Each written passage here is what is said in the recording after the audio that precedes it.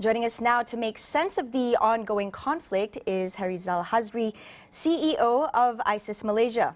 Thank you for joining us. So now, since this morning, world leaders have condemned Putin. Just how will further sanctions deter Russian aggression?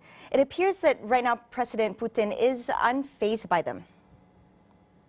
Well, first of all, thank you very much for inviting me. Quite frankly, and straightforward, I think sanctions right now probably not hurt Russia as much as the European countries think it would. This is something that Putin has prepared for many years. In fact, since 2014, Russia has had a plan, and if we look back on how it has strengthened its relationship with other markets, especially with China, we have seen Russia's initiatives to try and move its economy a little bit more away from the European Union. But more importantly, I think, if the sanctions are imposed to Russia, the whole of Europe is going to feel the pain, not just Russia. So it's going to be interesting how that measure would actually deter Russia from going ahead with its plans.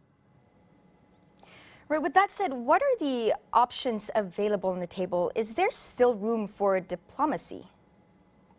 Well, I think that's a very good question. I think we have no choice. Obviously, military options is not going to solve this problem. We are looking at a major catastrophe if this is responded militarily by any other group. So I think, like it or not, we have to really activate channels of diplomatic negotiations, for instance, with Russia. Now, whether if that is going to be helpful or not, we have to wait and see. But quite frankly, I don't think we have any other choice.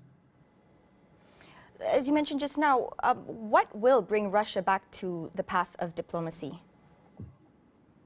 Well, you see, once you engage in war, it's going to be very difficult for you to turn back, to go back onto the path of democracy. And this is what all the countries have been very concerned about for many months now.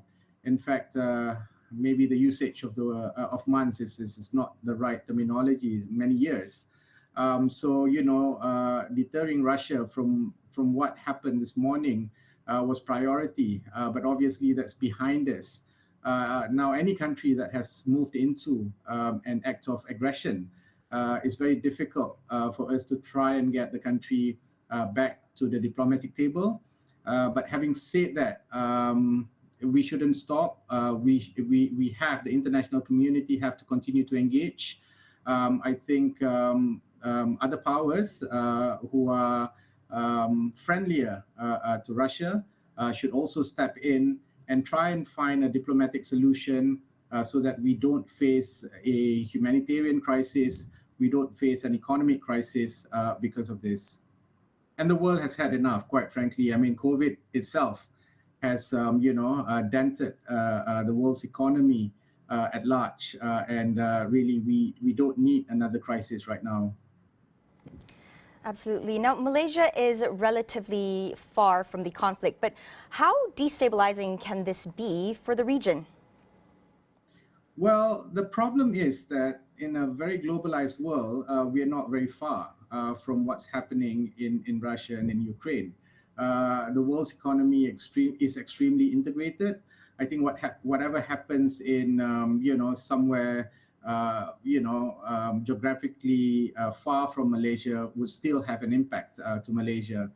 So some of the impacts that I can possibly see is that the increase of food prices.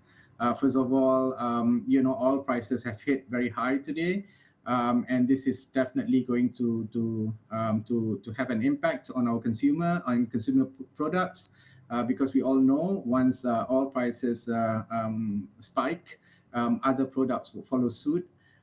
Russia and Ukraine both are also major producers and exporters of wheat. This would also have ripple effects on a lot of food prices. Gas, for instance, a third of the gas that Europe needs to power its economy actually flows out from Russia and Ukraine. So this is going to again have a huge impact on the EU economy, which will basically in many ways impact our economy as well. So the most worrying fact right now to me is what's going to happen to food prices. But there is a bigger concern here. And the bigger concern is that for any country that has or that commits an act of aggression against sovereign territorial boundaries is basically, shaking the grounds of international norms and international law. And this, we hope this will not have any ripple effects to other parts of the world. But Malaysia is a country that strongly defends, the idea of sovereignty, the respect of territorial boundaries, and we hope that this incident will not basically lead to some other aggressions in other parts of the world.